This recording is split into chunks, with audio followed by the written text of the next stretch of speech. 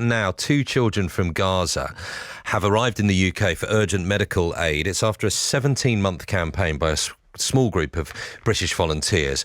The girls, aged 5 and 12, have started treatment in London.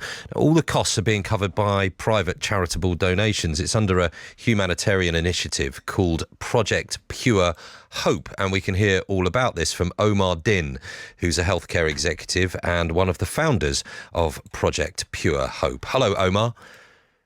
Hi, how you doing? Yeah, good, and thank you for joining us. Well, tell us, before we hear about the girls, just tell us about the initiative and how we've got to this point, first of all. Yeah, thanks for having us on. So Project Pure Hope started around November 23, and it was really in response to what we could see unfolding in terms of the conflict in the Middle East. And myself and my colleagues, we all discussed what can we do with the skills, knowledge and network that we have to deliver some healthcare to children who really have no place in any of this conflict and no part in it. So we set about trying to see if we could utilize our knowledge, our network, to bring some injured children to this country to treat them. We've got some of the best paediatric centres of excellence in the world, and we really just wanted to make use of those for a small number of children. We knew that this wasn't necessarily something that could be covered by the NHS or by the taxpayer, and so we immediately set about conducting fundraising. We've managed to raise almost £1 million, Wow. or just over £1 million now, in fact, over the course of those 17 months. But it was really important that we did that because we had to be able to demonstrate that if we were to bring any children to this country, we'd be able to cover all of their costs, including their medical treatment, their accommodation, their flights, and also their return back at the right time. So sustained support you needed to prove, ultimately. Yeah, exactly. And also, we're working with a wide range of partners and stakeholders in this. So we also needed to prove to everybody involved that we actually had the capability of doing these things. Yeah. We're working with a really good NGO partner on the ground called PCRF. We've worked with the UK government and the governments nearby to where the children have come from. So lots of people have been involved in making sure that all the boxes and checks are ticked.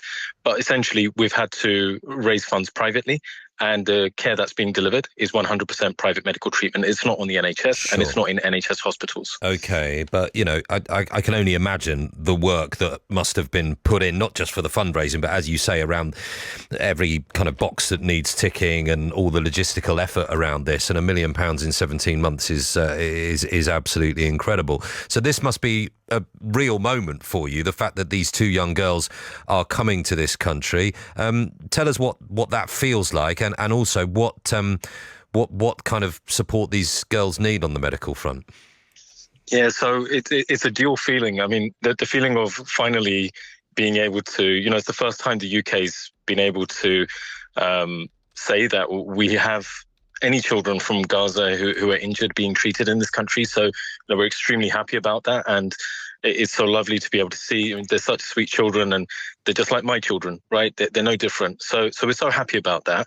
We're also obviously very aware that these are 2 of many, many children who are unwell or injured in this conflict. So, we're mindful that we always set out in our project to bring a small number of children over. We've brought 2 so far. We're really keen to be able to fully demonstrate, which I think we've done now, that we can do this end to end, and hopefully to be able to support a few more children through a similar pathway. In terms of their conditions, I won't talk too much about them, just from a patient confidentiality perspective. Yeah. But I'll just keep it high level. One of the girls, she's 5 years old, Rina, she's a really sweet girl, has a particular eye condition that needs treating, and we've got one of the world's best specialists involved in treating that through the private medical treatment that we're delivering. And the other young girl, she's only 12 years old, Rama.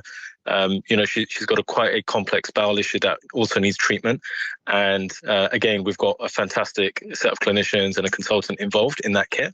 And then the wider care around them in terms of any social care, or, there are things which are unseen, right? We when we look at this conflict and it's playing out in front of us, we see so much hurt, which is quite physically apparent, but there's also the psychological trauma and everybody involved in this is suffering from that. So we hope to be able to treat them as best we can before they return, to give them prosperity, to give them hope. And our strapline is every child deserves hope. And I know this is completely apolitical, and you've mentioned that it's privately funded. Just briefly, if you could, Omar, where can people get more information if they do want to help? So our website is purehope.co.uk. If you go on there, all the information's there, or all of the work that we've done up until now. So whilst we were working on bringing these children here, we didn't stick about. We also did some medical evacuations to other countries, including Italy, Jordan, the UAE. So all of that information's on our website.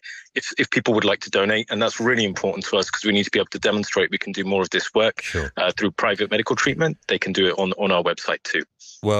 Well done for what you've achieved so far. It's truly impressive, and all the best in terms of the treatment for these two young girls as well. Thank you for talking to us, Omar. Thanks so much. Omar Din, who's a healthcare executive and one of the founders of that Project Pure Hope.